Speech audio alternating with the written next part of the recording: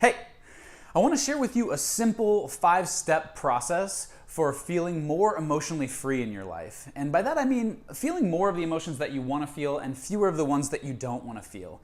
And in order to do that, I'm first going to talk about a little bit of a metaphor to set a framework. So let's talk about illness. There's really 2 ways that you can avoid getting sick.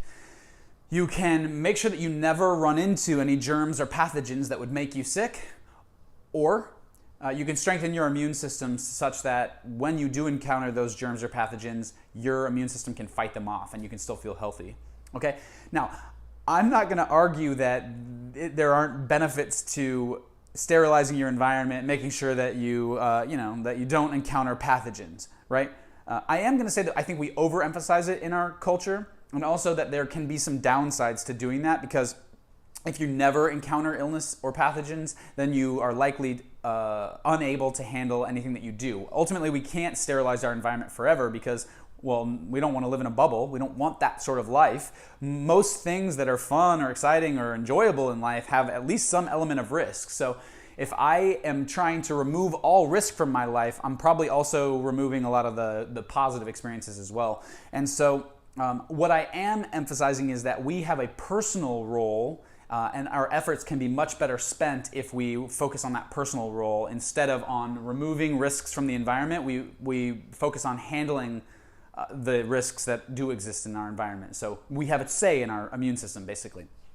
And so that getting sick is the metaphor for negative emotional experiences. Now, before I start talking about this, I do want to be clear that I am not saying that emotions aren't real, that it's not valid to experience emotions, or that there's anything wrong with feeling negative emotions, anger, sadness, frustration, hurt, fear, whatever.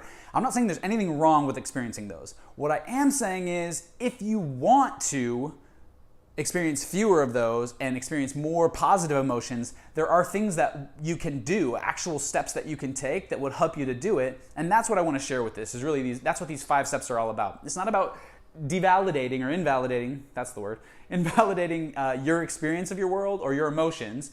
It is about giving you choices of what you want. That's what freedom is really about, the ability to make choices, right?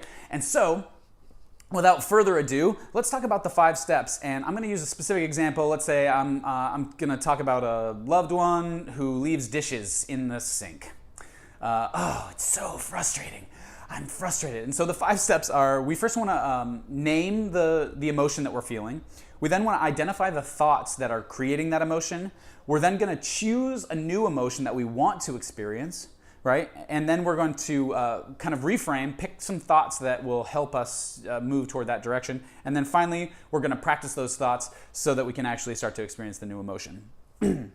So, in this case, dishes in the sink. I'm so frustrated. I get so angry when I see those dishes in the sink.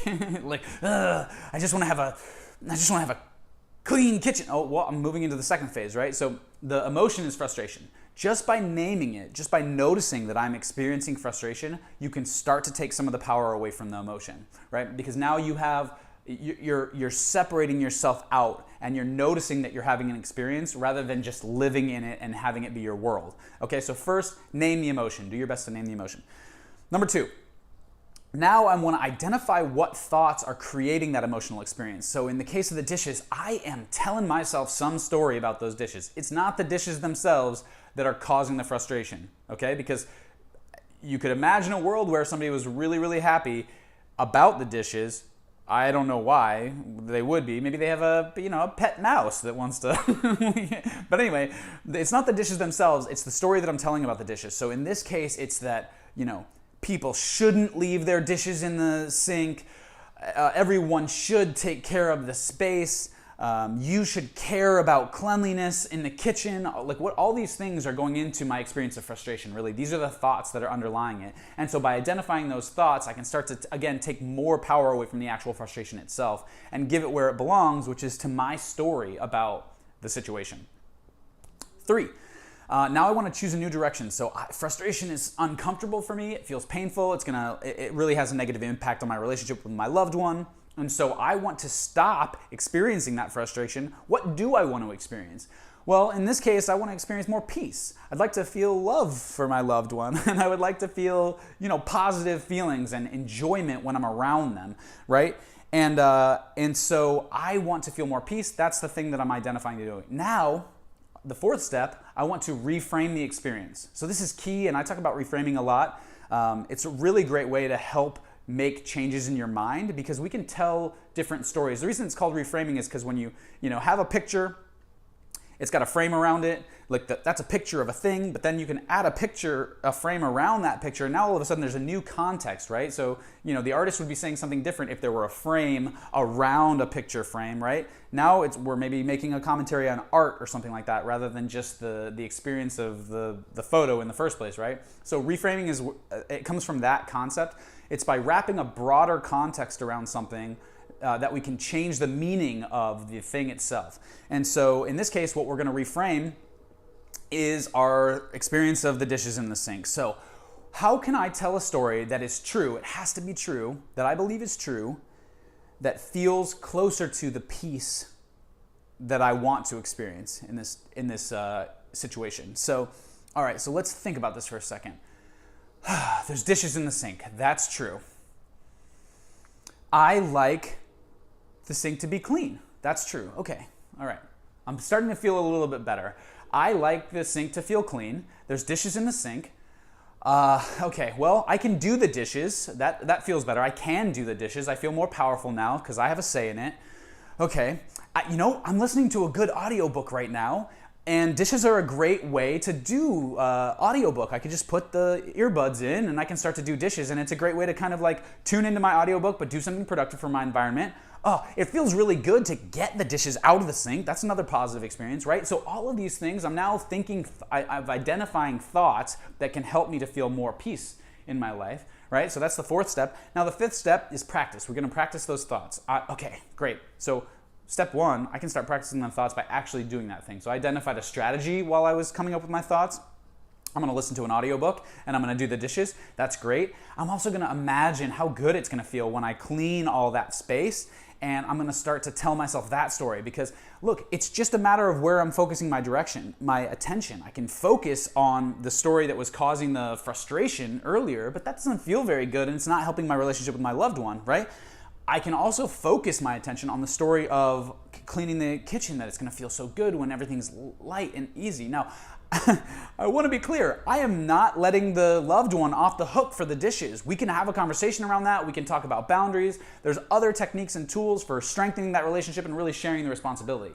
All I'm talking about right now is my ability to actually change my experience of the world and this negative emotion that I'm having by choosing different, better feeling thoughts in such a way that I can actually feel better and more peaceful about the situation that's happening. So I'm doing a little bit of kind of mental martial arts to figure out how I can take responsibility and strengthen my emotional immune system such that I can deal with the risks that are happening in life. Because I cannot change what happens around me, but I can change the story that I tell about it, and therefore I can change the emotions that I experience around that story. So I hope that this helps you. Again, the 5 steps are notice the emotion, name it, okay? Then identify the thoughts that are causing the emotion, choose a better path, a direction that you want to move, and then find other thoughts, so reframe, find other thoughts that help you to feel closer to that emotion, and then finally practice those thoughts. Because the more you practice them, the more this will become a part of your experience and the more power you'll have in your life. I hope this really helps you to kind of change your relationship with some of these negative emotions. If you have not done it before, please post in the comments. I would love to hear a takeaway that you took from this video. I would love to hear any questions. Those help to deepen the conversation and make future video topics. So please post any questions that you might have. If this has been helpful to you, please like it. If you think it might be helpful to someone else, please share it. I'd love it.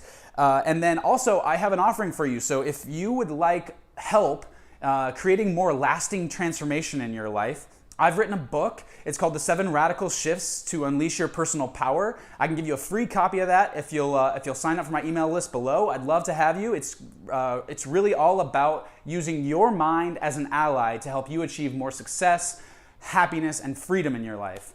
Thank you so much for listening and watching, and I hope you have an excellent life.